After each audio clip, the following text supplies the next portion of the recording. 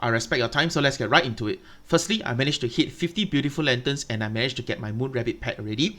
I started the event with around 8,000 Odie's blessings saved up from the previous week, based on my calculations of 2,000 Odie's blessing a day and 4 small lanterns a day from the carnival activities, plus assuming I completed all the event tasks from the event UI, I would still not have enough to get 50 beautiful lanterns. In other words, I have to use my Odin blessing boxes that I saved up from doing the Kingdom Pass. So I believe that there will be tons of players who are also in the same predicament of not having enough materials to get the 50 beautiful lanterns for the pet, especially if they don't have enough Odin's blessing saved up. And that made me realize that the fucked up part about this event is that you either have to go all in and get the pet, or you don't do it at all and sell all your unbounded materials without crafting a single small lantern. So that made me rethink my plan a little bit, because I know I definitely want the pet, so I definitely have to go all in. So is there a more efficient way to get it? I got you. After calculating the amount of crystals it costs to buy their daily diamond package, it is pretty obvious that instead of using crystals to buy the materials from the exchange, it is more worthwhile to use crystals to buy diamonds and then use diamonds to buy their daily package. So that's what I did. Overall, I bought the 2.5k diamonds package thrice. On hindsight, I probably should have just bought the 10,000 diamonds package once for even greater efficiency, so I fucked up a little bit there. I opened around 5,000 Odin's blessing from my stock boxes, and looking at the loot, it is exactly what we predicted. Absolute garbage, absolute trash. But more importantly, with the remaining time left, I can sell everything I get from here on out, which is once again earning crystals without using stamina, which is really important. Now, based on the current trends in my server, if you look at banana leaf, the price is shooting all the way up. If we look at candle, same thing, shoot all the way up. Look at marigold, it's coming back down. Look at the amaranth globes, it's coming back down. So I plan to just save all my banana leaves and candles and dump all my marigold and amaranth globes. I believe that after the event ends, people who don't watch my videos or they are too lazy to calculate will realize that, oh shit, I don't have enough materials, but I'm already like 30 plus beautiful lanterns in. A little bit more, I'm guaranteed a pet. So perhaps prices might increase a little bit after the event. We shall see. Worst case scenario, if I can't sell, I can just craft beautiful lanterns and gamble for more useless rewards. Next, it's just going to be a montage of me claiming my weekly 1 million crystals, and for you to see, I do exactly what I preach, full transparency.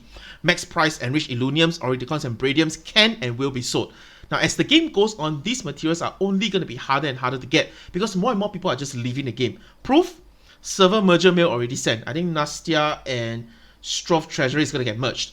This is the first of many, I presume, the beginning of the end. The Glassheim update is not going to save the game. The core mechanics of the game were so unfriendly to new players because of their own Odin's blessing system, and the progression is like RNG gated, Kingdom Pass COC daily missions are boring and unfun. There's no meaningful PvE content for low quality players like me.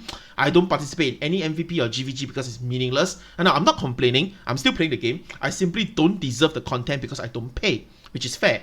But how many players are mature enough to understand that, and how many players will just pack up and leave? So long story short, lesser and lesser people are playing the game, and the RNG system is so punishing that whales, dolphins are still struggling to get to their plus 12, which means lesser and lesser people providing the materials for them.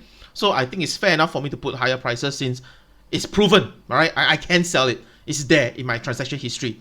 So yeah, which brings me to the last point of the video. These two screenshots from their official Facebook page makes me wonder if there are going to be crystal spending events coming soon. Now, assuming Kafra users can get a crystal cashback of 16% on their purchases, I certainly hope non-Kafra players like me, low quality players, can get some percent cashback as well.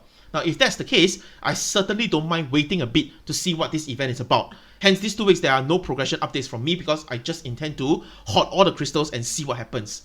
Now, the last screenshot is a post from 9th November about Evolving Day. Now, based on rumors, listen carefully, rumors from the Taiwan server, Evolving Day is basically a catch-up mechanic where you can use less materials for upgrades at certain times of the day.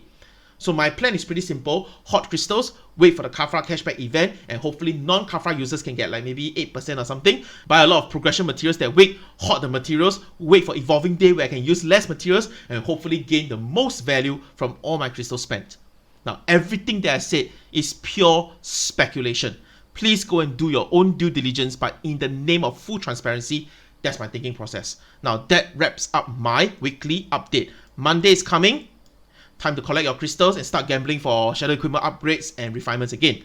Subscribe if you appreciate no bullshit, no clickbait videos that provide actual value. Stay safe. Bye.